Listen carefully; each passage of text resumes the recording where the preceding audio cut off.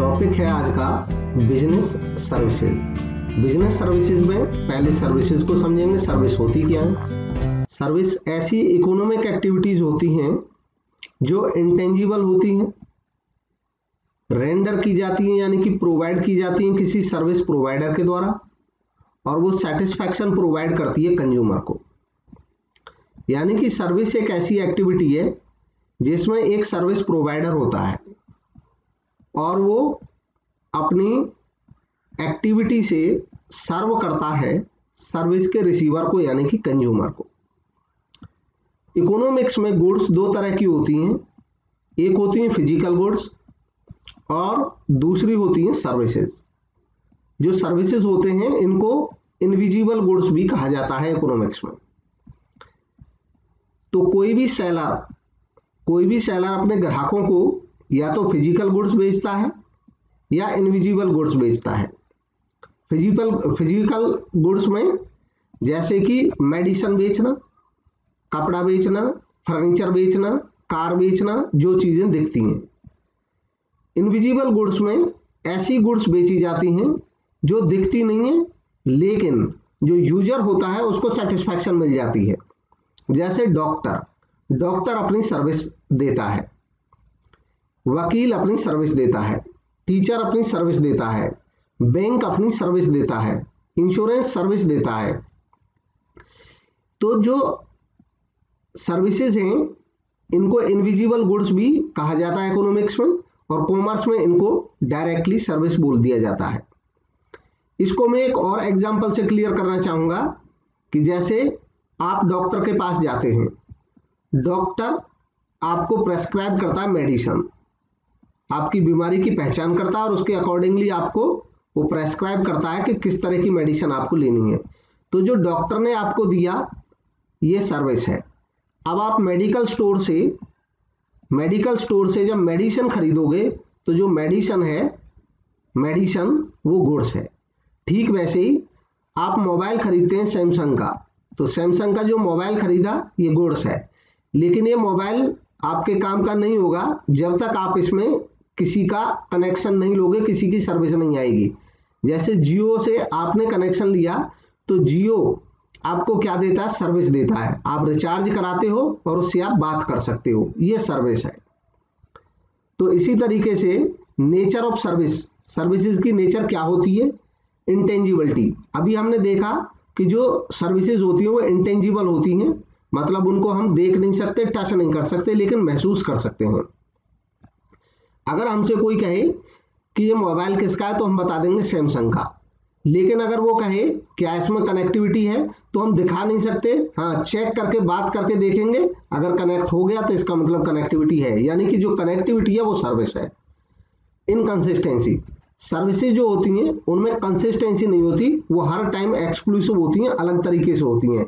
यानी कि आप फर्स्ट टाइम डॉक्टर के पास गए तो आपको अलग अनुभव हो सकता है, अगली बार जाओगे तो अलग अनुभव होगा, वो बिल्कुल एक जैसी नहीं होती। जैसे गुड्स के मामले में आपको हर बार एक जैसी मिलेगी। आप कोई मेडिसिन लेंगे सेम नाम की, सेम ब्रांड की, हर बार आपको एज इट इज मिल जाएगी, लेकिन डॉक्टर की जो सर्विस होगी वो हर बार आपको अलग एहसास देगी। इनसेपरेबिलिटी, सर्विसेज को हम इनसेपरेबल नहीं होती है, सेपरेट नहीं कर सकते हैं। साइमल्टेनियस एक्टिविटी है, यानी कि जब आप सर्विस ले रहे होते हो उसी टाइम पे सर्विस प्रोवाइडर सर्विस दे रहा होता है। इनसेपरेबल है, अलग नहीं कर सकते। हम डॉक्टर के पास अपना इलाज कराने जाएंगे तो हमको जाना पड़ेगा, ऐसा नहीं कि हम किसी और को भेज दें कि आप डॉक्टर से हमारा इलाज करा के आ जाना। हम मेडिसिन तो मंगा सकते हैं लेकिन सर्विस को नहीं मंगा सकते। इन्वेंट्री लेस, इन्वेंट्री संभव नहीं होती है, इनको स्टोर नहीं कर सकते हैं फ्यूचर के लिए। जिस मूवमेंट में हम उनको यूज करते हैं, कंज्यूम करते हैं, उसी मूवमेंट में हम उनको रिसीव भी करते हैं। इन्वॉल्वमेंट, इसमें पार्टिसिपेशन होता है कस्टमर का, यानी कि इन्वॉल्वमेंट जरूरी है कि अगर हमको मान लो सर्विस चाहिए, हमको दिल्ली जाना है मुंबई से, तो मुंबई से दिल्ली जाएंगे तो हम सर्विस ले रहे हैं रेलवे की। अब ऐसा नहीं कि हम घर पे बैठे रहे और हम कहें कि हम दिल्ली पहुंच जाएंगे, तो हमको खुद इन्वॉल्व होना पड़ेगा, पार्टिसिपेट होना पड़ेगा। नेक्स्ट है टाइप। अब सर्विसेज के टाइप कौन कौन से हैं? तो मेजर क्लासिफिकेशन में सर्विस को तीन तरह की सर्विस माना जाता है: बिजनेस सर्विस, सोशल सर्विस और पर्सनल सर्विस। बिजनेस सर्विस कौन सी सर्विस होती है? बिजनेस सर्विसेज वो सर्विसेज होती हैं जो बिजनेस ऑर्गेनाइजेशंस के द्वारा यूज की जाती हैं। जैसे कोई बिजनेस ऑर्गेनाइजेशन बैंकिंग यूज करता है, इंश्योरेंस यूज करता है, ट्रांसपोर्ट से सामान भेजता है, वेयर हाउसिंग में सामान रखता है, कम्युनिकेशन सर्विसेज को यूज करता है। तो जब सर्विसेज को बिजनेस यूज कर रहा है, बिजनेस परचेज कर रहा है सर्विसेज, तो ऐसी सर्विस उसी टाइम पे बिजनेस सर्विस कहेंगे। लेकिन वही सर्विस का टाइप वही हो सकता है, अगर वो सोशल वेलफेयर के लिए यूज हो रही है तो वो सोशल सर्विस कहलाएंगे। जैसे मान लो कि अगर फ्री में कोई इलाज कर रहा है गरीब लोगों का, तो ये सोशल सर्विस होगी। जनरली प्रोवाइडेड वॉलंटरीली, ये वॉलंटरीली दी जाती हैं आम लोगों के बेनिफिट के लिए, स्टैंडर्ड ऑफ लिविंग बढ़ाने के लिए। एजुकेशनल सर्विसेज सोशल सर्विस हो गई।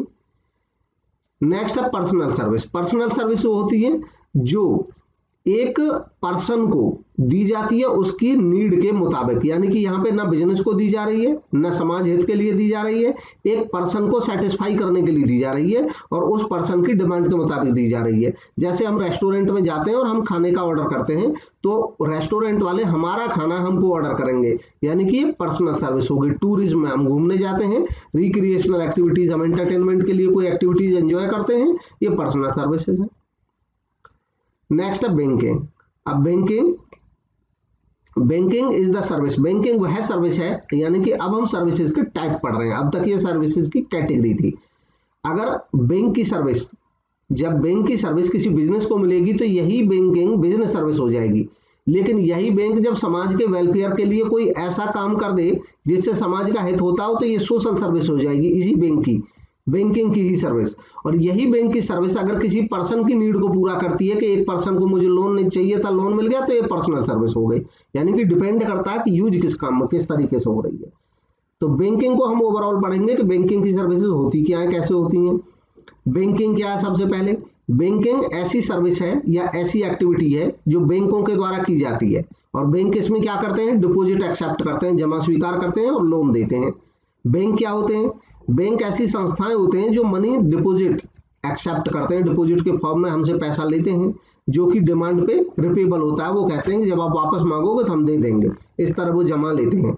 और वो लेंड भी करते हैं, मनी उधार भी देते हैं, और इससे वो मार्जिन कमाते हैं, वो उनके लिए प्रॉफिट होता है। यानी कि मान लो बैंक जब जमा कर रहे हैं तो कह रहे हैं कि हम 4% देंगे, और बैंक जब लोन दे रहे हैं लोगों को, वो कह रहे हैं हम 7% पर लोन देंगे। तो जो डिफरेंस है ये क्या है? जो डिफरेंस है वो बैंक का मार्जिन है, यानी कि प्रॉफिट है। रिसेंट पास्ट में बैंकिंग में कई सारे चेंजेज हुए हैं, तो जो उनका ओरिएंटेशन है उसमें कुछ चेंज आया है। आज की डेट में बैंकिंग अर्बन ओरिएंटेशन से रूरल ओरिएंटेशन हो रही है, यानी कि गांवों से शहरों से गांवों की तरफ बैंकिंग बढ़ रही है। क्लास बैंकिंग का मतलब होता है कि पहले किसी पर्टिकुलर क्लास के लिए बैंकिंग होती थी, जैसे बिजनेसमैन के लिए बैंकिंग, एग्रीकल्चर किसानों के लिए बैंकिंग। अभी इसमें बदलाव आ रहा है क्या? मास बैंकिंग, यानी कि एक ही बैंक सबकी नीड को पूरा करने की कोशिश करता है। नेक्स्ट है ट्रेडिशनल से अब जो सर्विसेज वो इनोवेटिव प्रैक्टिसेस हो रही हैं, यानी कि इनोवेशन आ रहा है। पहले बैंक में हम लोन लेते थे तो हमको सारे डॉक्यूमेंट जमा करने थे, प्रॉपर्टी चेक करते थे। अब इनोवेटिव सर्विसेज हैं, जिन लोगों की साख काफी अच्छी होती है तो बैंक स्वयं उनको कॉन्टैक्ट करते हैं कि हम आपको लोन दे सकते हैं, प्री अप्रूव्ड लोन दे सकते हैं, कोई पेपर भी जमा करने की जरूरत नहीं है, जिनकी क्रेडिट अच्छी होती है। तो इनोवेटिव प्रैक्टिसेज यूज कर रहे हैं। शॉर्ट टर्म ऑब्जेक्टिव्स, पहले शॉर्ट टर्म ऑब्जेक्टिव पे काम करते थे, आज की डेट में बैंक डेवलपमेंट ऑब्जेक्टिव्स पे काम कर रहे हैं। बैंक इंडस्ट्री के डेवलपमेंट के लिए, कंट्री के डेवलपमेंट के लिए, इकोनॉमी के डेवलपमेंट के लिए, और स्वयं बैंकिंग इंडस्ट्री के डेवलपमेंट के लिए काम कर रहे हैं। तो अप्रोचेज में चेंज आया समय के साथ। अब टाइप्स, बैंक के टाइप्स क्या हैं? तो ब्रॉड क्लासिफिकेशन में बैंक को 4 तरीके से मान सकते हैं हम: commercial bank, cooperative bank, specialised bank और सेंट्रल बैंक। तो सबसे पहले बात करते हैं कॉमर्शियल बैंक्स की। कॉमर्शियल बैंक्स ऐसे इंस्टीट्यूशंस होते हैं जो डील करते हैं in accepting deposits money from public, यानी कि कॉमर्शियल बैंक जो होते हैं वो आम पब्लिक से पैसा जमा करते हैं, डिपॉजिट लेते हैं और उनको लेंड करते हैं, उधार देते हैं लोगों को। कॉमर्शियल बैंक जो रेगुलेट होते हैं, गवर्न होते हैं बैंकिंग रेगुलेशन एक्ट 1949 के द्वारा, इसके तहत ये एडमिनिस्टर होते हैं बैंक्स। 2 तरह के कॉमर्शियल बैंक्स हैं, इनको कॉमर्शियल बैंक्स को 2 तरीके से हम क्लासिफाई कर सकते हैं फर्दर, पब्लिक सेक्टर बैंक्स में और प्राइवेट सेक्टर बैंक्स में। पब्लिक सेक्टर बैंक कौन से होते हैं? पब्लिक सेक्टर का मतलब हो गया गवर्नमेंट सेक्टर, जिन बैंक्स में सरकार का पैसा लगा होता है वो पब्लिक सेक्टर बैंक कहलाते हैं। जैसे उदाहरण के तौर पे इंडिया में SBI, PNB, OBC, bank of India, ये सब पब्लिक सेक्टर बैंक है। अभी हाल ही में जो OBC है वो PNB में मर्ज हो चुका है। नेक्स्ट है private sector bank. Private sector bank वो हैं जो ओन किए जाते हैं, मैनेज किए जाते हैं और कंट्रोल किए जाते हैं प्राइवेट प्रोमोटर्स के द्वारा। तो प्राइवेट सेक्टर बैंक्स में आ जाते हैं जैसे कि ICICI bank, Kotak Mahindra bank, Jammu and Kashmir bank. अब नेक्स्ट आ जाते हैं कोऑपरेटिव बैंक्स। तो कोऑपरेटिव बैंक कौन से होते हैं, जैसा कि नाम से पता चल रहा है ये कॉर्पोरेशन की भावना पे चलते हैं। जैसे कोऑपरेटिव ऑर्गेनाइजेशंस जो होते हैं उसी के बेस पे कोऑपरेटिव बैंक भी काम करते हैं। ये बैंक कोऑपरेटिव सोसाइटी एक्ट के तहत रजिस्टर्ड होते हैं और उसके द्वारा ही ये गवर्न होते हैं। इनका उद्देश्य होता है चीप क्रेडिट, यानी कि सस्ते में उधार देना अपने मेंबर्स को। और ये रूरल क्रेडिट का, एग्रीकल्चर फाइनेंसिंग का एक महत्वपूर्ण सोर्स है इंडिया के रूरल एरियाज में। नेक्स्ट है स्पेशलाइज्ड बैंक। जैसा कि नाम से पता चल रहा है ये बैंक स्पेशल वर्क के लिए होते हैं। तो इनमें अलग अलग वर्क के लिए अलग अलग टाइप के बैंक होते हैं। जैसे फॉरेन एक्सचेंज बैंक केवल फॉरेन एक्सचेंज में काम करते हैं। इंडस्ट्रियल बैंक इंडस्ट्री को लोन देते हैं। डेवलपमेंट बैंक ये डेवलपमेंट के लिए लोन देते हैं, डेवलपमेंटल एक्टिविटीज के लिए। Export import bank, EXIM bank, ये एक्सपोर्ट इंपोर्ट के लिए काम करते हैं केवल, यानी कि स्पेसिफिक एरिया के लिए जब कोई बैंक बनाए जाते हैं तो वो स्पेशलाइज्ड बैंक कहलाए जाते हैं। ये बैंक प्रोवाइड करते हैं फाइनेंशियल एड, यानी कि फाइनेंशियल मदद देते हैं इंडस्ट्रीज को, हैवी टर्न की प्रोजेक्ट को और फॉरेन ट्रेड वगैरह को। तो इंडस्ट्रीज को देते हैं, फॉरेन ट्रेड को देते हैं और हैवी टर्न की प्रोजेक्ट को। ये हैवी टर्न की प्रोजेक्ट होते क्या है, देखिए टर्न की प्रोजेक्ट क्या होता है, ये एक ऐसा कॉन्ट्रैक्ट होता है जिसमें एक फर्म एग्री होती है कि वो पूरी तरह से डिजाइन कर देगी, कंस्ट्रक्ट कर देगी और इक्विप कर देगी किसी मैन्युफैक्चरिंग बिजनेस या सर्विस फैसिलिटी को। यानी कि किसी बिजनेसमैन को अपने मैन्युफैक्चरिंग का प्लांट लगवाना है या बिजनेस का ब्रांच बनानी है कहीं पे या कोई सर्विस प्लांट लगवाना है, तो वो किसी से कॉन्टैक्ट करता है दूसरे बिजनेसमैन से जो ये काम करता है प्रोजेक्ट बनाने का। तो वो एग्री होता है कि हम आपको पूरी तरह से डिजाइन करके देंगे, कंस्ट्रक्ट करके देंगे, इक्विप करके देंगे।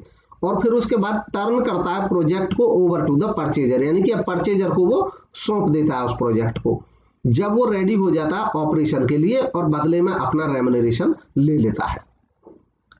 नेक्स्ट है सेंट्रल बैंक। सेंट्रल बैंक क्या होते हैं, तो सेंट्रल बैंक किसी भी देश का महत्वपूर्ण बैंक होता है। ये ऐसा बैंक होता है किसी भी कंट्री में जो सुपरवाइज करता है, कंट्रोल करता है, रेगुलेट करता है उन सभी एक्टिविटीज को जो कॉमर्शियल बैंक उस देश के करते हैं। यानी कि किसी देश के सारे कॉमर्शियल बैंक्स पे जो एक तरह से ऊपर से इनका बैंकर होता है वो सेंट्रल बैंक होता है। इन पे कंट्रोल करता है, कमांड करता है, एडमिनिस्टर करता है, इनके लिए पॉलिसी बनाता है।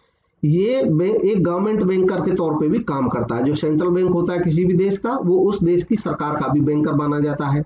ये कंट्रोल करता है, कोऑर्डिनेट करता है करेंसी और क्रेडिट पॉलिसी को, देश की करेंसी और उस देश की क्रेडिट पॉलिसी को भी ये बनाता है और कंट्रोल करता है। भारत में यह काम करता है reserve bank of India. Reserve bank Bharat का सेंट्रल बैंक है। Functions of commercial bank. Commercial banks के फंक्शन क्या है, क्या काम करते हैं। ये तो मेजर काम तो होता है डिपॉजिट एक्सेप्ट करना, यानी कि जमा स्वीकार करते हैं। ये आप करंट अकाउंट में, सेविंग अकाउंट में जमा कर सकते हो पैसे, फिक्स डिपॉजिट में, रिकरिंग डिपॉजिट में। लेंडिंग ऑफ फंड, उधार देता है। चेक फैसिलिटी देता है लोगों को। चेक दो तरह के हो सकते हैं, बियरर चेक, क्रॉस चेक। वैसे तो कई तरह के होते हैं, मेजर दो तरीके के हो सकते हैं। बियरर चेक ऐसे होते हैं कि जो बियरर होता है यानी कि जिसके हाथ में चेक होगा वो कैश वो बैंक में जाएगा और इमीडिएटली उसको कैश मिल जाएगा। क्रॉस चेक ऐसे होते हैं जो अकाउंट पे ही चेक होते हैं।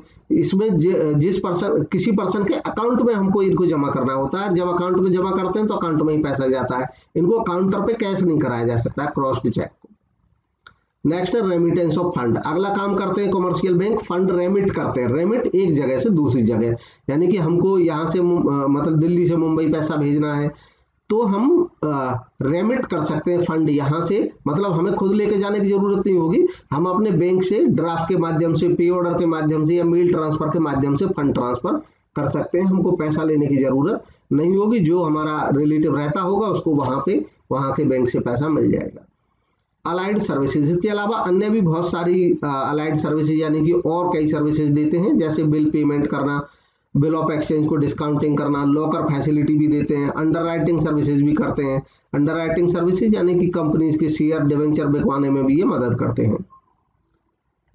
नेक्स्ट है टाइप ऑफ बैंक अकाउंट्स। अब बैंक अकाउंट के कौन कौन से टाइप होते हैं, तो जनरली ये जो टाइप देख रहे हैं हम, ये कॉमर्शियल बैंक्स में इस टाइप के अकाउंट्स हमको मिलेंगे। सेविंग अकाउंट, सेविंग अकाउंट सबसे कॉमन अकाउंट होता है।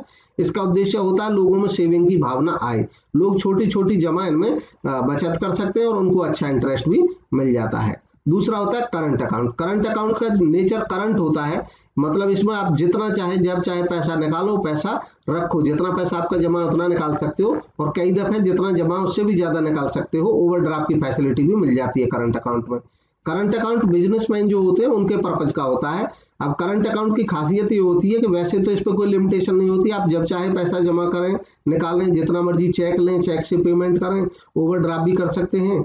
लेकिन करंट अकाउंट में क्या होता है कि इंटरेस्ट जनरली नहीं मिलता है और उल्टा इन पे चार्ज ले लिया जाता है बिजनेसमैन से। नेक्स्ट होता है recurring deposit account. Recurring deposit account RD, ये एफडी का ही एक रूप होता है। फर्क इसमें ये होता है कि आप रिकर यानी कि बार बार कर सकते हो। जैसे मान लो आप 500 रुपये हर महीने डालना चाहते हो तो हर महीने आप 500 डालते रहिए, तो ये रिकरिंग डिपॉजिट हो गया। अब ये वैसे इसका जो मैच्योरिटी होता है 1 साल 2 साल, मैच्योरिटी के बाद आपको पैसा मिल जाता है। आरडी में जो रेट ऑफ इंटरेस्ट होता है वो सेविंग अकाउंट से ज्यादा होता है, लगभग एफडी जैसा ही होता है।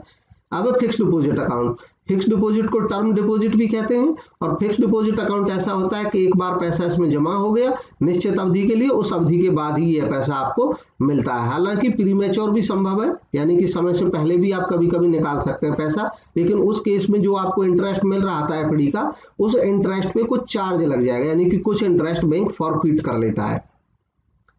नेक्स्ट है मल्टी ऑप्शन डिपॉजिट अकाउंट। ये एक यूनिक टाइप का अकाउंट है, एक मॉडर्न टाइप का अकाउंट है जिसमें कई तरह की फैसिलिटी आपको मिल जाती है। इसको मॉड नाम से आपको पासबुक में दिख जाएगा अगर एमओडी होगा तो। मॉड ये कॉम्बिनेशन है ट्रांजैक्शनल अकाउंट का, डिपॉजिट अकाउंट का, यानी कि आप ट्रांजैक्शन करंट अकाउंट या सेविंग अकाउंट में जैसे करते हो वैसे इसमें भी जितनी बार भी निकाल सकते हो, जमा कर सकते हो पैसा, और ये एफडी की तरह भी काम करता है क्योंकि पैसा इसमें डिपॉजिट भी हो जाता है। दरअसल इसमें एक तरह की कंडीशन होती है कि जैसे हमारा अगर एमओडी हमने अपने अकाउंट में कराया है, सेविंग अकाउंट में या करंट अकाउंट में किसी में भी हम करा सकते हैं, तो सेविंग वाला और करंट वाला काम तो हम करते ही रहेंगे, जब मर्जी पैसा निकालेंगे जमा करेंगे। लेकिन इसमें क्या होता है कि जैसे ही आपका पैसा एक लिमिट से ऊपर जाएगा, जैसे मान लो हमने बैंक से कहा कि भी 15,000 से ऊपर जैसे ही जाता है तो जो ऊपर वाला पार्ट है आप उसको एफडी में कर देना, तो 15,000 से ऊपर जैसे ही जाएगा एक मल्टीपल में उतना पैसा हमारा एफडी में जमा हो जाता है। और हम इसको जो एफडी पे जाता है जैसे ये 15,000 खत्म होकर बाद में हमें जरूरत पड़े तो ये टूट भी जाता है, ऑटोमेटिकली हम एटीएम से निकालें या बैंक से निकालें तुरंत मिल भी जाता है। नेक्स्ट है मतलब केवल जो एक्स्ट्रा फंड है उसको ये हमारा एफडी में रख देता है। नेक्स्ट है ई बैंकिंग। अब ई बैंकिंग क्या है? ये बैंकिंग की ही एक मॉडर्न बैंकिंग टाइप है। ई का मतलब हो गया इलेक्ट्रॉनिक। जब हम इलेक्ट्रॉनिक इक्विपमेंट की मदद से, इंटरनेट की मदद से, मोबाइल की मदद से, कंप्यूटर की मदद से बैंकिंग का काम करते हैं तो वो ई बैंकिंग कहलाता है। ई बैंकिंग में कौन कौन सी सर्विसेज मिलती हैं? ई बैंकिंग में डिफरेंट टाइप की सर्विसेज जैसे एटीएम, ऑटोमेटेड टेलर मशीन, हम एटीएम से हम पैसा निकाल भी सकते हैं, जमा भी कर सकते हैं। POS, point of sale. Point of sale क्या होते हैं? जब हम कहीं पे परचेज करने जाते हैं या कहीं फीस जमा करने जाएं तो वहां पे एक मशीन रखी होती है, उसमें हम कार्ड स्वैप करते हैं, उसको पॉइंट ऑफ सेल कहते हैं। पॉइंट ऑफ सेल के माध्यम से, पॉइंट ऑफ सेल जो होता है ये इंटरनेट के माध्यम से कनेक्टेड रहता है बैंक अकाउंट से और वो हमारे बैंक से जुड़ जाता है जैसे ही हम अपना कार्ड उसके पास ले जाते हैं। Electronic data interchange, EDI, EDI के माध्यम से भी हम इलेक्ट्रॉनिक डेटा जैसे इंटरचेंज होता है तो हमारा मनी भी उसके साथ ट्रांसफर हो जाता है। क्रेडिट कार्ड, इलेक्ट्रॉनिक या digital cash, electronic bank transfer, ये सब इलेक्ट्रॉनिक बैंक फंड ट्रांसफर, यानी कि इसमें भी इलेक्ट्रॉनिकली फंड ट्रांसफर हो जाता है। अब इसके बेनिफिट क्या है ई बैंकिंग के? तो ई बैंकिंग के जो मेजर बेनिफिट्स हैं, एक तो डिजिटल पेमेंट रहती है, ट्रांसपेरेंसी बनी रहती है, हमको पता चलता है हमारा पैसा कहाँ जा रहा है। 24 आवर 365 डेज हम कभी भी इसमें फैसिलिटी ले सकते हैं, हमेशा मौजूद रहता है इंटरनेट जब तक चलता है। इवन अब तो बिना इंटरनेट के भी संभव होता है, कुछ फैसिलिटी ऐसी हैं कि आप बिना इंटरनेट के भी मोबाइल से एक्सेस कर सकते हो बैंकिंग की कुछ चीजें। एसएमएस बैंकिंग जो होता है वो भी इसी का पार्ट हो जाएगा। आप मिस्ड कॉल बैंकिंग होता है, मिस्ड कॉल मार करके कुछ जानकारी ले सकते हैं, कितना पैसा जमा है, स्टेटमेंट भी मंगा सकते हैं। कस्टमर कुछ परमिटेड ट्रांजैक्शन भी अपने घर बैठ के कर सकते हैं, पैसा ट्रांसफर करना, ये जो परमिटेड होती हैं और आज की डेट में ये बढ़ती जा रही है धीरे धीरे। आप बहुत सारी बैंकिंग की सर्विसेज तो घर बैठे ही कर सकते हैं अगर आपने ऑनलाइन बैंकिंग लिया हुआ है तो। इससे एक सेंस ऑफ फाइनेंशियल डिसिप्लिन आता है। सेंस ऑफ डिसिप्लिन का मतलब होता है कि देखिए नॉर्मली कैश हमारे पास रखा होता है तो हम किसी को देते हैं, कैश कहीं से आता है बाद में याद नहीं रहता, लिखते हम है नहीं। लेकिन जब ऑनलाइन बैंकिंग होती है तो उसका फायदा क्या रहता है कि हम लिखें ना लिखें, ऑटोमेटिकली वो बैंक अकाउंट में हमारे में रिकॉर्ड होता जाता है। तो हम आफ्टर ए सर्टेन पीरियड हम बैंक स्टेटमेंट निकाल सकते हैं, तो एक रिकॉर्ड बना रहता है हर ट्रांजेक्शन का। नेक्स्ट है ग्रेटर कस्टमर सेटिस्फैक्शन। इससे कस्टमर सेटिस्फैक्शन काफी बढ़ती है, क्योंकि बिना रिस्क के कस्टमर जब चाहे इससे ट्रांजेक्शन कर पाता है। नेक्स्ट है सर्विसेज में इंश्योरेंस। अब इंश्योरेंस क्या है?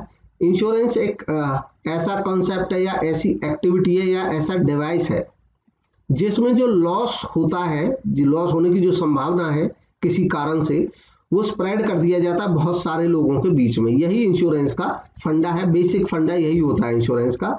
कि जैसे मान लो 10,000 आदमियों ने कार का इंश्योरेंस कराया। अब कार कंपनी ने, जो इंश्योरेंस कंपनी है, उसने 10,000 कार के मालिकों से मान लो इंश्योरेंस प्रीमियम चार्ज कर लिया कि भाई 7,000 रुपया हर कार से ले लिया।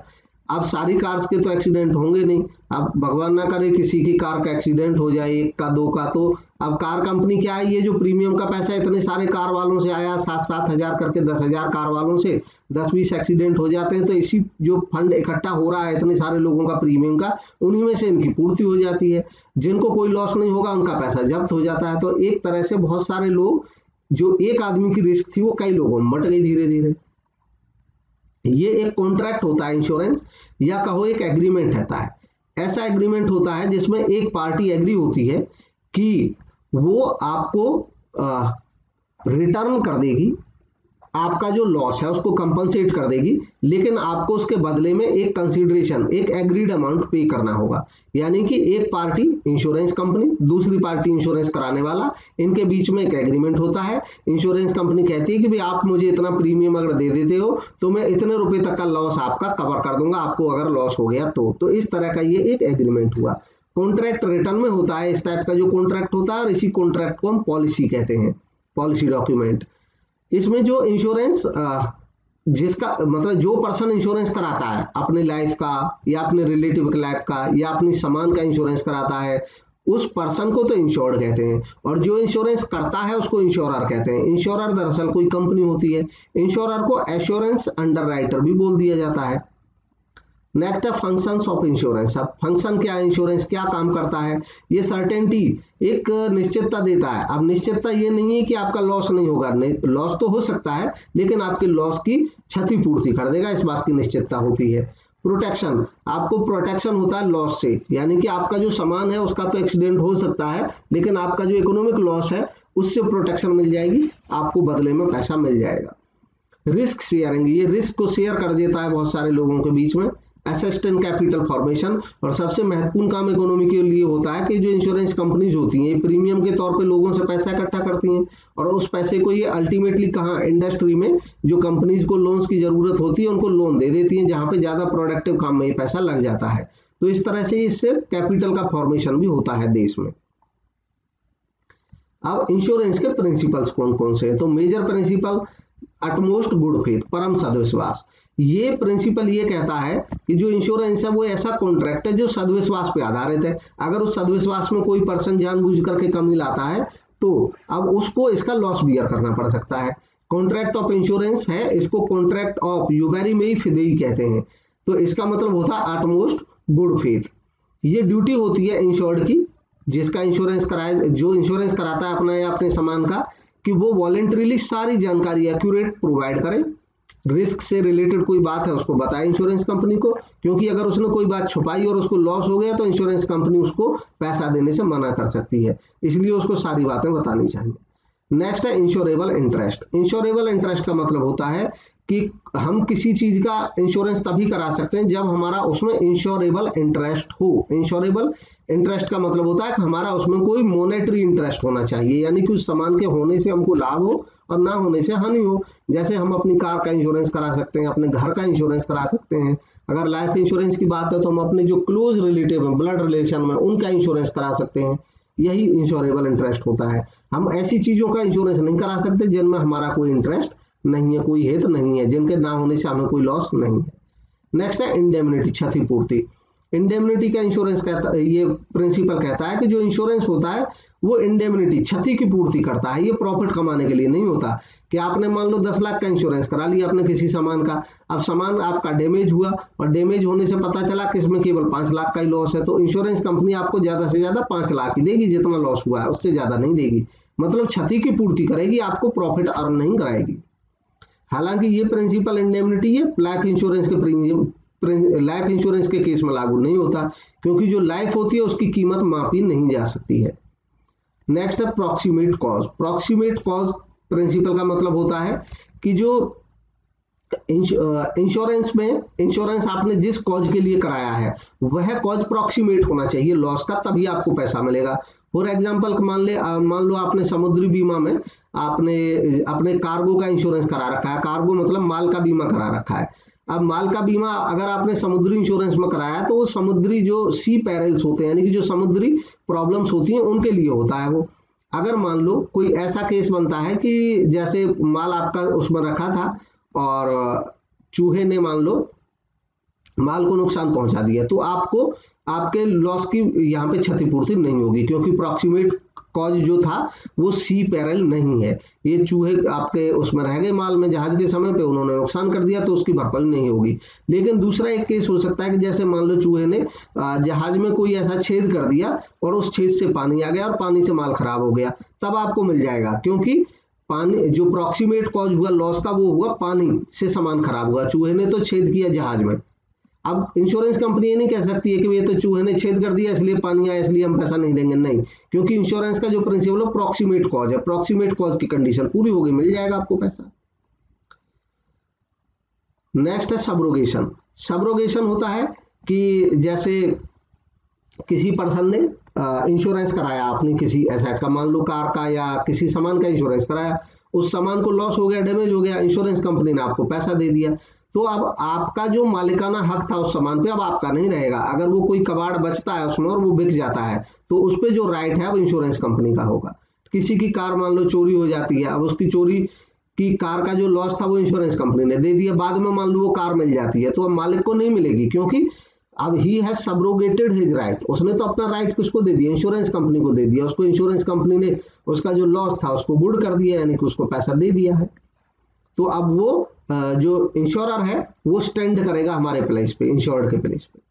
नेक्स्ट है कंट्रीब्यूशन। कंट्रीब्यूशन का जो प्रिंसिपल है ये कहता है कि अगर कोई लॉस हो जाता है किसी एसेट में, खासतौर पे ये जो जनरल इंश्योरेंस होते हैं उनके बारे में है, जैसे मान लो हमने अपने गोडाउन का इंश्योरेंस करा रखा है 10 लाख का एक कंपनी से और दूसरी कंपनी से करा रखा है 5 लाख का, दो कंपनियों से करा लिया हमने गोडाउन का इंश्योरेंस। अब पता चला हमारा जो गोडाउन में जो सामान था उसमें लॉस हो गया, और वो लॉस हो गया मान लो हमारा 6 लाख का लॉस हो गया, तो अब इंश्योरेंस कंपनी से हम दोनों से मांगेंगे पैसा, तो दोनों कंपनी कहेंगी कि भी हम कंट्रीब्यूट करेंगे। इसमें कंट्रीब्यूट कैसे करेंगे, हम 6 लाख इस ए कंपनी जो है इससे भी नहीं मांग सकता अकेला कि भी आपसे तो हमने 10 का लग रखा है, क्योंकि हमने 2 संस्थाओं से इंश्योरेंस करा लिया है अगर, तो दोनों कंट्रीब्यूट करेंगी लॉस में इस रेशियो में जिस रेशियो में हमने इंश्योरेंस करा रखा है। तो हमने 10 और 5 का इंश्योरेंस करा रखा है, तो ये इंश्योरेंस कंपनी इसी रेशियो में हमको क्षतिपूर्ति कर देंगी, 4 लाख ये दे देगी और 2 लाख बी कंपनी दे देगी हमें, तो 4 और 2 6 हमारा लॉस पूरा हो गया, क्योंकि ये लॉस को भी पूरा करेंगी और लॉस को भी कैसे करेंगी, कंट्रीब्यूटरी। तो इसलिए कोई भी आदमी ऐसे इंश्योरेंस कराता नहीं है। अब लाइफ इंश्योरेंस के केस में ये लागू नहीं होता है। लाइफ इंश्योरेंस में आप 4 कंपनियों से करा लीजिए, जितने जितने का करा लीजिए पूरा पूरा पैसा मिलेगा। नेक्स्ट है मिटिगेशन। मिटिगेशन एक ऐसा प्रिंसिपल है जो इंश्योरेंस के मामले में यह बताता है कि देखिए इंश्योरेंस आपने करा लिया तो इसका मतलब ये नहीं कि जब लॉस होगा तो आप आराम से देखते रहेंगे। जैसे मान लो आपने अपने गोडाउन का इंश्योरेंस करा रखा है, गोडाउन में आग लग जाती है, अब आप आराम से बैठ जाते हैं कि भाई ये तो मैंने इंश्योरेंस करा रखा है और इंश्योरेंस कंपनी से पैसा लग ही जाएगा तो मुझे क्या टेंशन है, आग लगती रहे। तो ऐसा अगर साबित हो जाता है तो इंश्योरेंस कंपनी हमको कुछ भी नहीं देगी, क्योंकि इंश्योरेंस कंपनी ये हमसे एक्सपेक्ट करती है, उम्मीद करती है कि आप मिटिगेशन की कोशिश करोगे, यानी कि मिनिमाइज करने की कोशिश करोगे लॉस को। अगर आग लग जाती है तो हम ठीक सारी वही प्रोसेस अपनाएंगे जैसे हमने इंश्योरेंस नहीं करा रखा होता तब अपनाते हैं, यानी कि हम फायर ब्रिगेड को बुलाएंगे, हम कोशिश करेंगे उसको बुझाने की। जब हम पूरी कोशिश करेंगे यानी कि we try to mitigate the loss, तभी हमको ये पैसा मिलेगा। नेक्स्ट है टाइप ऑफ इंश्योरेंस। अब इंश्योरेंस के कौन कौन से टाइप होते हैं, तो इंश्योरेंस के कई टाइप्स हो सकते हैं। इसमें मेजर है life insurance, general insurance, general insurance के टाइप्स हैं मरीन इंश्योरेंस, फायर इंश्योरेंस और अदर इंश्योरेंस। अब अदर इंश्योरेंस जो होते हैं इनमें हेल्थ इंश्योरेंस महत्वपूर्ण है, cattle insurance, crop insurance, burglary, sports insurance, vehicle insurance, ये सब होते हैं। इसमें कुछ इंश्योरेंसेस को देखते हैं, जैसे हेल्थ इंश्योरेंस। तो हेल्थ इंश्योरेंस क्या होता है, ये मेडिकल कॉस्ट को कंपनसेट करने के लिए होता है, यानी कि अगर कोई व्यक्ति हेल्थ इंश्योरेंस करा लेता है अपना, तो वो प्रीमियम देता है कंपनी को जो इंश्योरेंस करती है, और अगर आप बीमार हो जाते हैं तो आपकी बीमारी का जो खर्चा है वो इंश्योरेंस कंपनी आपको प्रोवाइड करा देगी। नेक्स्ट है मोटर व्हीकल इंश्योरेंस। ये मोटर व्हीकल इंश्योरेंस जो होता है ये कार्स के या मोटर व्हीकल्स के लिए कराया जाता है। आपको किसी भी टाइप का लॉस हो जाता है तो वो जिस लॉस के लिए आपने इंश्योरेंस कराया था उसकी क्षतिपूर्ति आपको हो जाएगी। बर्गलरी इंश्योरेंस, बर्गलरी इंश्योरेंस में होता है कि चोरी बीमा होता है कि कोई चोरी डकैती अगर हो जाती है तो लोग अपने घरों का बीमा कराते हैं, कीमती सामान घरों में रखा रहता है, तो कोई चोरी से लॉस हो जाए तो उसकी क्षतिपूर्ति हो जाएगी। बर्गलरी इंश्योरेंस इसके लिए कराया जाता है। कैटल इंश्योरेंस, ये पशुओं का बीमा कराया जाता है कि अगर किसी किसान के पशु हैं उनको कोई बीमारी हो जाए, डेथ हो जाए, तो उससे राहत मिल जाती है, तो अपने पशुओं का लोग बीमा करा सकते हैं। और अगर कोई पशु को लॉस होता है, उनकी डेथ हो जाती है किसी कारण से एनिमल की, तो पैसा मिल जाता है। क्रॉप इंश्योरेंस, ऐसे ही फसल का भी बीमा करा सकते हैं। ये भी किसानों के लिए होता है कि उनकी फसल में अगर कोई नुकसान हो जाता है तो होने वाले नुकसान की क्षतिपूर्ति इंश्योरेंस कंपनी से हो जाएगी, अगर हमने क्रॉप का इंश्योरेंस करा रखा है तो। नेक्स्ट है स्पोर्ट्स इंश्योरेंस। तो स्पोर्ट्स इंश्योरेंस भी एक मॉडर्न टाइप का इंश्योरेंस होता है। इसमें जो पॉलिसी होती है वो, अगर कोई स्पोर्ट्समैन है, यानी कि कोई फेमस स्पोर्ट्समैन है, अच्छा स्पोर्ट्समैन है, तो जब तक उसका स्पोर्ट्स चल रहा है तब तक वो उसकी अर्निंग बनी रहती है। लेकिन कल को अगर कोई प्रॉब्लम हो गई, उसको ऐसी प्रॉब्लम हो गई कि उसका खेलना संभव ना रह पाए, तो इसके लिए लोग स्पोर्ट्स इंश्योरेंस कराते हैं। लेकिन ये प्रोफेशनल जो होते हैं प्लेयर, फेमस होते हैं, वही करा सकते हैं। नेक्स्ट है सोशल सिक्योरिटी स्कीम्स। अब ये कुछ सोशल सिक्योरिटी स्कीम्स हैं, ये बैंकिंग से रिलेटेड है, जैसे अटल पेंशन, या इंश्योरेंस और बैंकिंग दोनों से रिलेटेड है। ये जो इंश्योरेंस है अभी हम जो बात कर रहे हैं, इंश्योरेंस और बैंकिंग दोनों से रिलेटेड है, लेकिन इंश्योरेंस रिलेटेड ज्यादा है इसलिए इनको इंश्योरेंस के साथ पढ़ रहे हैं। अटल पेंशन योजना, ये स्कीम ऑफर की गई है उन इंडिविजुअल्स को जिनकी एज 18 से 40 के बीच में है, और इंडिविजुअल एक्सपेक्टेड होता है उनसे कि वो कंट्रीब्यूट करेंगे कुछ पैसा इसमें सरकार देती है लोगों के लिए, और 60 साल तक की एज तक वो अपना कंट्रीब्यूशन देते हैं और इसके बाद उनको पेंशन मिल जाती है, ओल्ड एज पेंशन। नेक्स्ट है प्रधानमंत्री सुरक्षा बीमा योजना। ये एक इंश्योरेंस प्लान है पूरी तरह से। ये स्कीम ऑफर करती है एक्सीडेंटल और डिसेबिलिटी कवर, क्या अगर किसी का एक्सीडेंट हो जाए या डिसेबिलिटी हो जाए तो 2 लाख तक उसको मिल सकता है पैसा, और इसका जो प्रीमियम है वो केवल 12 रुपए पर ईयर होता है सालाना।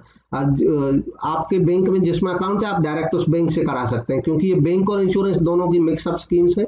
ज्यादातर बैंक्स इनको करते हैं, ऑपरेट करते हैं, आप अपने बैंक से करा सकते हो। नेक्स्ट है प्रधानमंत्री जन धन योजना। प्रधानमंत्री जन धन योजना ये स्कीम ऑफर करती है सेविंग अकाउंट मिनिमम बैलेंस की जरूरत नहीं है, नो मिनिमम बैलेंस के साथ। इसमें इस स्कीम में एक रुपए एटीएम डेबिट कार्ड भी मिलता है, और इस जब जनधन योजना जो लोग खुलवाते हैं, अपना बैंक खुलवाते हैं जनधन योजना के तहत, तो उनको एक कवर भी मिलता है, 1 लाख रुपए और 30,000 रुपए का एक्सीडेंट और लाइफ कवर मिलता है। ये स्कीम सूटेबल है उन लोगों के लिए जो इकोनॉमिकली वीकर सेक्शन है, गरीब लोगों के लिए फायदेमंद है। नेक्स्ट है प्रधानमंत्री जीवन ज्योति बीमा योजना। ये भी इंश्योरेंस से रिलेटेड जो योजना है, इसमें इंश्योरेंस कवर मिलता है 2 लाख तक का, और जो डिपेंडेंट होंगे पॉलिसी होल्डर के, अगर पॉलिसी होल्डर की डेथ हो जाती है तो उसके डिपेंडेंट्स को ये पैसा मिलेगा 2 लाख रुपए, और इसमें जो प्रीमियम का रेट है वो 330 रुपया पर ईयर है। एक इंडिविजुअल जिसका एज ग्रुप 18 से 70 साल है वो इसको करा सकता है। अब नेक्स्ट है लाइफ इंश्योरेंस। तो लाइफ इंश्योरेंस के बारे में अब कुछ डिटेल में समझते हैं। लाइफ इंश्योरेंस पॉलिसी ऐसी पॉलिसी होती है जो अनसर्टेनिटी ऑफ लाइफ से प्रोटेक्शन देती है, कि अगर किसी की समय से पहले डेथ हो जाती है तो उसके जो वारिस है उनको पैसा मिल जाता है। इंश्योरेंस कंपनी इंश्योर करती है किसी पर्सन की लाइफ को और बदले में उससे प्रीमियम लेती है। पर्सन जिसकी लाइफ का इंश्योरेंस होता है उसको एश्योर्ड कहते हैं, उस पर्सन को एश्योर्ड कहते हैं। लाइफ इंश्योरेंस के केस में insured must have insurable interest in the life of assured, यानी कि जो इंश्योर्ड यानी कि जो पर्सन इंश्योरेंस करा रहा है और जिस पर्सन का वो इंश्योरेंस करा रहा है उस पर्सन की लाइफ में उसका हित होना चाहिए, इंश्योरेबल इंटरेस्ट होना चाहिए। इसमें एक वाइफ का अपने हस्बैंड और हस्बैंड का अपनी वाइफ और पेरेंट्स का अपने बच्चों में और बच्चों का अपने पेरेंट्स में, इस तरह का ये हित रहता है। Without insurable interest the contract of insurance is void. अब विदाउट इंश्योरेबल इंटरेस्ट का मतलब है कि अगर कोई पर्सन ऐसे व्यक्ति का इंश्योरेंस कराता है जिसके ना होने से हमें कोई लॉस नहीं है, जिसके लाइफ में हमारा कोई हित नहीं है, तो वैसा वॉइड माना जाएगा और इसका कोई बेनिफिट नहीं मिलेगा इंश्योरेंस कराने वाले को। In case of life insurance, insurable interest must be present at the time when the insurance is affected. अब लाइफ इंश्योरेंस के केस में खास बात यह है कि जो इंश्योरेबल इंटरेस्ट है वो केवल उस समय चाहिए जब इंश्योरेंस कराया है, और जब लॉस होगा यानी कि इवेंट घटना घटेगी उस समय इंश्योरेबल इंटरेस्ट हो ना हो उससे कोई फर्क नहीं पड़ता है। लाइफ इंश्योरेंस एक ऐसा कॉन्ट्रैक्ट है जो इंडेमनिटी का कॉन्ट्रैक्ट नहीं है, क्षतिपूर्ति का नहीं है। आप जितने का भी बीमा करा लेंगे उतना फंड आपको मिल जाएगा। ह्यूमन बीइंग की जो लाइफ है उसका हम मनी में तुलना नहीं कर सकते हैं, इसलिए ये संभव होता है कि इसको कंपनसेशन नहीं कराया जा सकता है। इसलिए लाइफ इंश्योरेंस के केस में जो फिक्स्ड अमाउंट पहले तय होती है वो फंड मिल जाता है लोगों को। अब type of life insurance policies. Life insurance policies के कुछ types, major types. Whole life policy.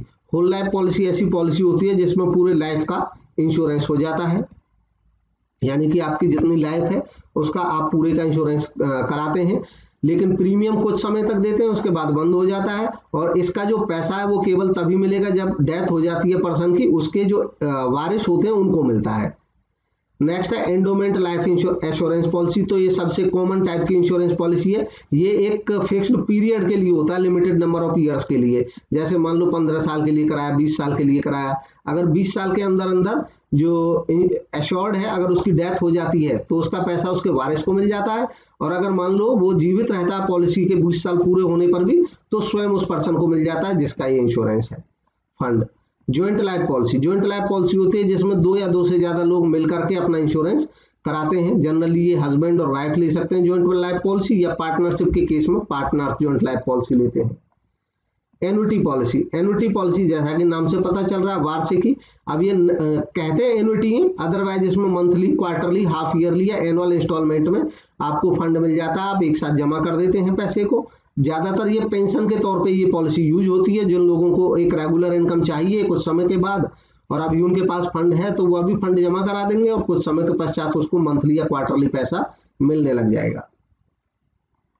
Next है children's endowment policy. Children's endowment policy होती है, ये बच्चों के लिए होती है, और ये दरअसल इस तरह की पॉलिसी होती है कि जो पेरेंट्स होते हैं वो अपने बच्चों के मैरिज या उनके एजुकेशन के लिए इस पॉलिसी को लेते हैं, और कुछ समय फिक्स्ड पीरियड होता है, 10 साल या 20 साल तक आप पैसा देंगे और उसके बाद ये फंड मिल जाता है बच्चों को जिनके लिए हमने बीमा कराया है। इसमें खास बात क्या होती है चिल्ड्रन एंडोमेंट पॉलिसी में कि अगर पेरेंट्स की डेथ हो जाती है बीच में तो इंश्योरेंस कंपनी उसको इंश्योरेंस को चालू रखती है और उसका बेनिफिट 15 या 20 साल जितने दिन के लिए कराया तो उसके बाद देगी और प्रीमियम देना नहीं पड़ेगा।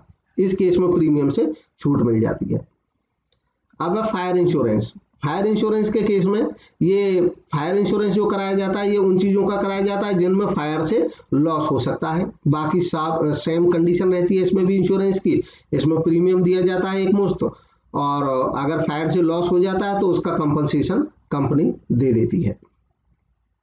लेकिन जो फायर है उसमें कंडीशन ये है कि एक तो एक्चुअल लॉस होना चाहिए तभी पैसा मिलेगा। मान लो फायर लगी कहीं पे लेकिन लॉस नहीं हुआ तो कोई पैसा नहीं मिलेगा, तो लॉस होगा तभी मिलेगा। दूसरी बात है फायर एक्सीडेंटल होनी चाहिए, नॉन इंटेंशनल होनी चाहिए। अगर कोई व्यक्ति जानबूझ करके आग लगा देता है तो उसको फिर इसका कोई बेनिफिट नहीं मिलेगा।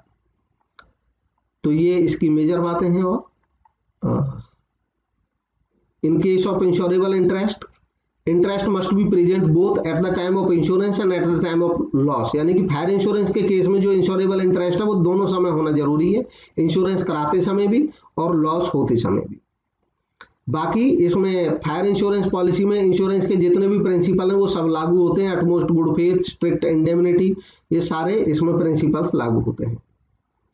नेक्स्ट है मरीन इंश्योरेंस। मरीन इंश्योरेंस जो है ये भी फायर इंश्योरेंस की तरह सारी कंडीशन इसमें भी फिट होती है। मरीन इंश्योरेंस प्रोटेक्शन देता है मरीन पेरिल्स के लिए। समुद्री बीमा होता है, तो समुद्र में जो जिन लोगों का व्यापार होता है समुद्री जहाजों के माध्यम से वो इसका इंश्योरेंस कराते हैं।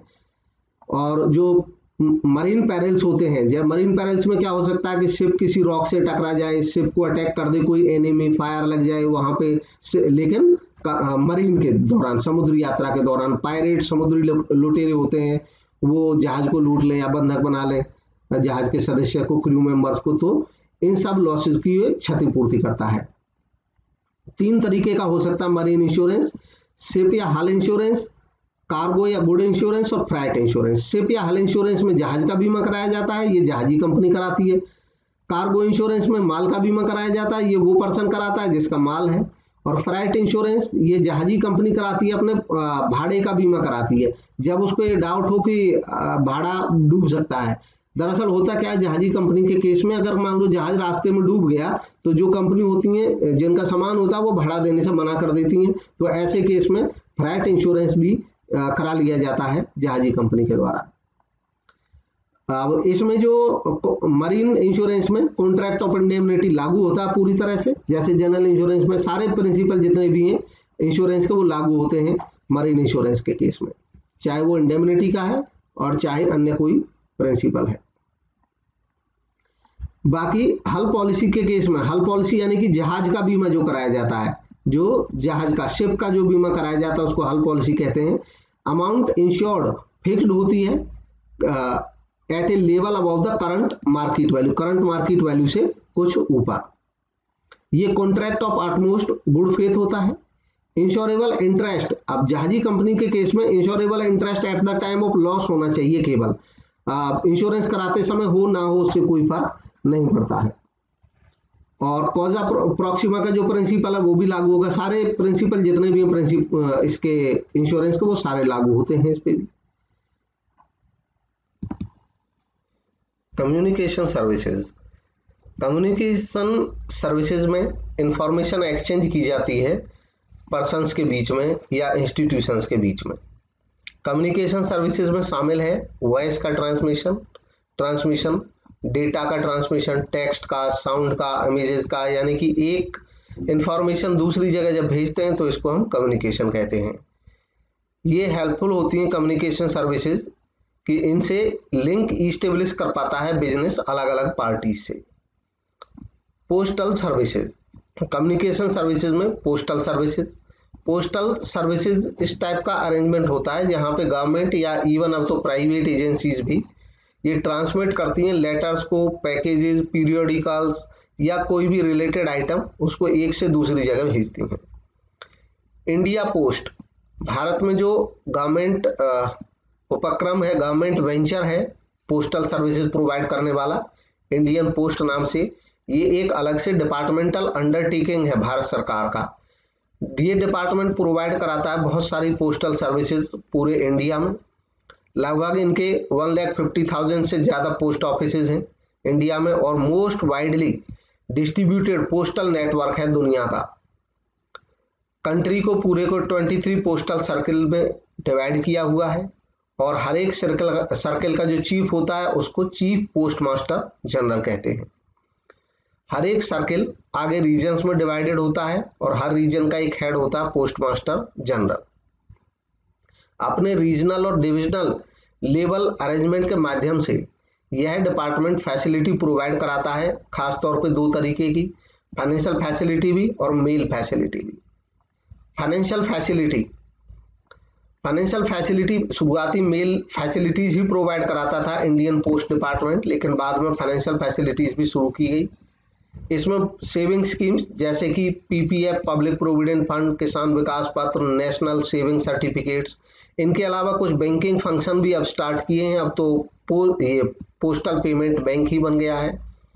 इसमें ये recurring deposit, saving deposit, money order facility ये सब प्रोवाइड कराते हैं। मेल फैसिलिटी में ये मेल करते हैं एक से दूसरी जगह, यानी कि इंफॉर्मेशन को, लेटर्स को, मैगजीन्स को, आइटम्स को, पार्सल्स को पहुंचाते हैं। ट्रांसमिट करते हैं आर्टिकल्स को एक प्लेस से दूसरी जगह, सेफ्टी के साथ, सिक्योरिटी के साथ। इसमें ये सर्विसेज देते हैं मेल सर्विसेज में।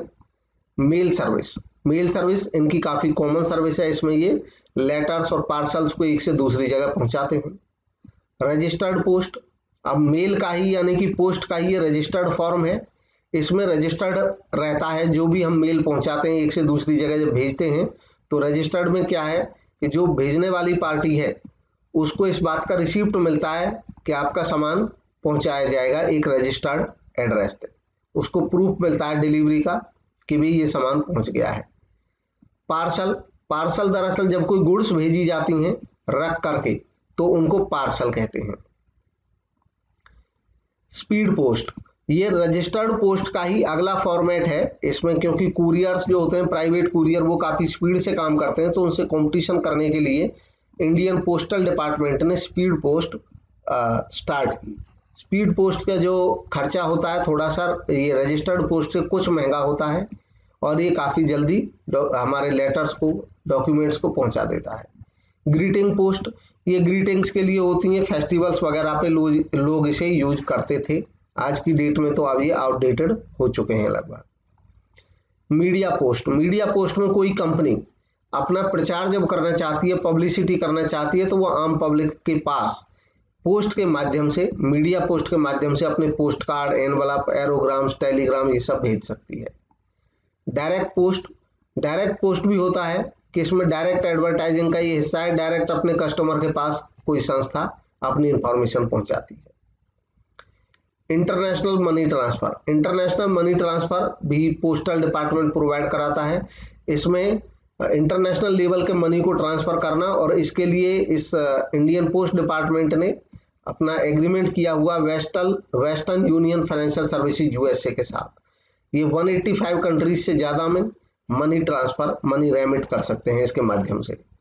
पासपोर्ट फैसिलिटीज, जिन लोगों को पासपोर्ट बनवाना होता है तो पासपोर्ट डिपार्टमेंट से भी एक कॉन्ट्रैक्ट है पोस्टल डिपार्टमेंट का। आजकल कई सारे पोस्ट ऑफिसेज में ये फैसिलिटी है कि वहां पे जाकर के लोग पासपोर्ट के लिए अप्लाई कर सकते हैं। ई बिल पोस्ट, इसमें इलेक्ट्रॉनिकली बिल की पेमेंट की जाती है, जैसे इलेक्ट्रिसिटी का बिल वगैरह, ये पेमेंट हम कर सकते हैं पोस्ट ऑफिस के माध्यम से। कुरियर, कुरियर भी पोस्ट का ही एक टाइप है, ये प्राइवेट सेक्टर का मेल टाइप है एक तरह से, प्राइवेट सेक्टर से, इसमें प्राइवेट सेक्टर काम करता है लेटर्स को या दूसरे इंपोर्टेंट डॉक्यूमेंट्स को पहुंचाने का। कुछ पॉपुलर कुरियर कंपनीज हैं इंडिया में, DHL, express India private limited, first flight courier limited, blue dart, ये काफी फेमस कुरियर सर्विसेज हैं, फैसिलिटीज हैं इंडिया में। 24/7 ये काम करती है और डोर टू डोर डिलीवरी होती है। ये सामान ऑफिस से उठा लेते हैं एक संस्था से और दूसरे संस्था के ऑफिस तक उसको पहुंचाते हैं। नेक्स्ट आता है कम्युनिकेशन में टेलीकॉम सर्विसेज। टेलीकॉम सर्विसेज में टेली कम्युनिकेशन यानी कि कम्युनिकेशन को एक से दूसरी जगह पहुंचाना बातचीत के माध्यम से। इलेक्ट्रॉनिक और इलेक्ट्रिकल मीन से इंफॉर्मेशन को इसमें तेजी से पहुंचाया जाता है। पहला कमर्शियल टेलीफोन सर्विस जो शुरू हुई थी स्टार्टिंग की, वो 1878 और 1879 में both sides of Atlantic new heaven in London में स्टार्ट हुई थी। Various type of telecom services, different type की टेलीकॉम सर्विसेज में जो मेजर है सेलुलर मोबाइल सर्विस, ये सेल फोन जिसको मोबाइल फोन भी कहते हैं। फिक्स्ड लाइन सर्विसेज में फिक्स्ड लाइन के थ्रू फोन कनेक्ट रहता है। आजकल जो सेलुलर यानी कि जो मोबाइल सर्विस है वो काफी आगे अब हो चुकी है। फिक्स्ड लाइन में परमानेंट लाइन बिछाई जाती है एक से दूसरी जगह। केबल सर्विसेज, इसमें केबल के माध्यम से एक पर्टिकुलर एरिया में, एक लिमिटेड एरिया होता है, उस एरिया में केबल सर्विसेज प्रोवाइड कराई जा सकती हैं। VSAT services, very small aperture terminal, ये सैटेलाइट बेस्ड कम्युनिकेशन सर्विस होती है। ये बिजनेसेस को या गवर्नमेंट डिपार्टमेंट्स के लिए काफी इसमें यूज किया जाता है इसको। दूर दराज के क्षेत्रों में जहाँ पे नेटवर्क में प्रॉब्लम होती है वहां पे वीसैट सर्विसेज के माध्यम से जो गवर्नमेंट डिपार्टमेंट्स रहते हैं वो जुड़े रहते हैं अपने नेशनल या जो स्टेट की कैपिटल्स होती हैं वहां से जुड़े होते हैं। DTH services, direct to home, ये काफी फेमस सर्विस है। ये खास तौर पे टेलीविजन के लिए लोग यूज करते हैं, आम भाषा में इसको डायरेक्ट टू होम DTH। इसमें कई कंपनीज अपने सेट टॉप बॉक्स और एंटीना प्रोवाइड कराती हैं, लोग अपने यहाँ पे छत पे इसको लगा करके और डायरेक्ट कनेक्ट कर सकते हैं, DTH सर्विसेज ले सकते हैं। नेक्स्ट है ट्रांसपोर्टेशन। ट्रांसपोर्टेशन ये मूवमेंट ऑफ गुड्स कराता है, एक से दूसरी जगह पर पहुंचाता है। इसमें ट्रांसपोर्टेशन के जो मेजर मोड्स हैं इंडिया में, रेलवे, रोडवेज, एयरवेज, वाटरवेज, और नया मोड एक प्रचलित हुआ है पाइपलाइंस। रेलवेज, इंडियन रेलवे दुनिया के लार्जेस्ट रेलवे नेटवर्क में से एक है और ये इंडिया में 1,15,000 किलोमीटर में फैला हुआ है। टोटल 12,617 पैसेंजर ट्रेन हैं। तो ये इसके कुछ डेटाज हैं, इनको नोट कर सकते हैं आप। Roadways national highways authority of India NHAI जो नेशनल हाईवे को मेंटेन करती है, ये नोडल एजेंसी है, रेस्पॉन्सिबल है बिल्डिंग करना, अपग्रेड करना, मेंटेन करना most of the national highway network. India में जितने भी NH हैं नेशनल हाईवेज हैं। इंडिया में लगभग जो नेशनल हाईवेज हैं इनकी लंबाई अप्रैल 2019 तक का डेटा है, ये 1,42,126 किलोमीटर है। एयरवेज में बाई एयर भी यूज किया जाता है कम्युनिकेशन में, ट्रांसपोर्टेशन में। एयर ट्रांसपोर्ट इंडिया में स्टार्ट हुआ था 1911 में। पहला एयर मेल ऑपरेट हुआ था इलाहाबाद से नैनी के बीच में। वाटरवेज में इंडिया में 14,500 किलोमीटर के नेविगेबल वाटरवेज हैं, यानी कि ऐसे वाटरवेज हैं जिनसे नेविगेट कर सकते हैं, सामान एक से दूसरी जगह पहुंचा सकते हैं, जो कि कंट्री के टोटल ट्रांसपोर्टेशन का 1% है केवल मात्र, यानी कि बहुत कम कंट्रीब्यूशन है। इस सेक्टर में काफी डेवलपमेंट की अभी गुंजाइश है। वाटरवेज जो यूज किए जाते हैं इसमें शामिल किए जाते हैं रिवर्स के माध्यम से, कैनाल्स के माध्यम से, बैक वाटर या क्रीक्स के माध्यम से। पाइपलाइन जो नया एक मोड है ट्रांसपोर्ट का, इसमें लिक्विड और गैसेस को ट्रांसपोर्ट किया जा सकता है एक से दूसरी जगह। नेक्स्ट है वेयर हाउसिंग यूज होता है सामान को स्टोर करने के लिए ताकि ओरिजिनल क्वालिटी मेंटेन रहे, वैल्यू मेंटेन रहे और यूजफुल बना रहे। वेयर हाउसेज के type commonly private warehouses उनको कहते हैं जब कोई संस्था अपने ओन गुड्स को रखने के लिए अपने यहाँ पे वेयर हाउस मेंटेन करती है। पब्लिक वेयर हाउसेज होते हैं ऐसे वेयर हाउसेज जो आम पब्लिक के सामान को रखने के लिए होते हैं। आम पब्लिक का कोई भी पर्सन इसमें अपना सामान रख सकता है और जितने दिन के लिए उसका सामान रखा जाता है उतने दिन के लिए अपना भाड़ा पे करता है वेयर हाउस के ओनर को। बॉन्डेड वेयर हाउसेज खास टाइप के वेयर हाउसेज होते हैं जो कि जब विदेश से सामान आता है, इंपोर्ट होता है और उन पे जब तक टैक्स या कस्टम ड्यूटीज क्लियर नहीं होती हैं तब तक इन गोडाउन्स में, इन वेयर हाउसेज में सामान को रखा जाता है। ये दरअसल कस्टम्स के पास ही बने होते हैं bonded warehouses. Government warehouses ये पूरी तरह से सरकार ओन करती है, मैनेज करती है और इसमें सरकार सामान अपना रखती है। खासतौर पर इंडिया में इसका काफी फेमस एग्जाम्पल्स है फूड कॉर्पोरेशन ऑफ इंडिया या STC state trading corporation, central warehousing corporation. ये वो एजेंसीज हैं जो आम पब्लिक से सामान खरीद करके, किसानों से अनाज खरीद करके और अपने गोडाउन्स में इनको बफर स्टॉक बना करके रखते हैं फ्यूचर के लिए। नेक्स्ट है कोऑपरेटिव वेयर हाउसेज। ये एक ऐसा अरेंजमेंट होता है वेयर हाउसेज का जिसमें कुछ प्रोड्यूसर्स या कुछ फार्मर्स अपनी कोऑपरेटिव सोसाइटी बनाते हैं और उस कोऑपरेटिव सोसाइटी के तहत ही एक वेयर हाउस बनाते हैं। इसमें सभी लोग जो मेंबर होते हैं वो अपना सामान रख सकते हैं। अब वेयर हाउसेज के फंक्शन क्या हैं? तो कंसोलिडेशन करने का काम करता है। कंसोलिडेशन का मतलब होता है कि मटेरियल डिफरेंट जगहों से लेते हैं, अलग अलग कई जगहों से मटेरियल आते हैं और उनको बाद में एक जगह उसको कंसोलिडेट करते हैं, फिर आगे किसी को सप्लायर्स को आगे जिनसे डिमांड आती है उनको भेज देते हैं अपने कस्टमर्स को। ब्रेक द बल्क, ये इसका जस्ट उल्टा है। Dividing the bulk quantity of goods received from production plant into smaller, यानी कि एक जगह हमारे पास बल्क प्रोडक्शन आ गया, उसको गोडाउन में लाते हैं वेयर हाउस में और फिर उसको उसकी क्वालिटी के आधार पे या नेचर के आधार पे जो प्रोडक्शन है उसको अलग अलग कर देते हैं, यानी कि जो बल्क है उसको ब्रेक किया जाता है। नेक्स्ट है स्टॉक पाइलिंग। इसमें स्टॉक मेंटेन करने के लिए जब उद्देश्य ये होता है कि रॉ मटेरियल को बचा के रखा जाए क्योंकि आगे कम हो सकता है, किसी खास सीजन में मिलता है तो बाकी के सभी सीजनों में हमारा सामान मिलता रहे, इसके लिए स्टॉक पाइलिंग की जाती है, स्टॉक को बना के रखा जाता है। वैल्यू एडेड सर्विसेज ये वेयर हाउसिंग में एक खास टाइप की सर्विसेज होती हैं। इसमें जो मटेरियल वेयर हाउस में आता है उसमें वैल्यू एडिशन किया जाता है, यानी कि कुछ मिक्स कर देते हैं जिससे सामान और एक्स्ट्रा बन जाए, अच्छा बन जाए। पैकेजिंग करते हैं, उसकी लेबलिंग कर सकते हैं, ये सब काम वेयर हाउसिंग में किया जाता है, तो ऐसी सर्विसेज को वैल्यू एडेड सर्विसेज कहा जाता है। फिर प्राइस स्टेबलाइजेशन में भी ये मदद करते हैं, यानी कि कीमतों को स्थिर रखने में भी मदद करते हैं। कीमतों को स्तर यानी कि डिमांड और सप्लाई की सिचुएशन को देखते हुए जब डिमांड ज़्यादा होती है मार्केट में तो सप्लाई बढ़ा दी जाती है इन वेयर हाउसेज में से, और जब डिमांड मार्केट में काफ़ी कम रह जाती है, सप्लाई ज़्यादा हो जाती है, तो उस सामान को जो एक्स्ट्रा एक्स्ट्रा ओवर सप्लाई है, जो एक्सेस सप्लाई है, उसको मार्केट से हटाने के लिए रख दिया जाता है वेयर हाउसेज में सामान को। इसके अलावा फाइनेंसिंग में भी ये मदद करता है। जिन बिजनेसमैन की या अगर किसी किसान का कुछ सामान वेयर हाउस में रखा हुआ है तो उस वेयर हाउस की सिक्योरिटी पे, जो सामान उसका रखा हुआ सामान की सिक्योरिटी पे वो फाइनेंस भी ले सकता है, आसानी से उसको फाइनेंसिंग भी से मिल जाता है।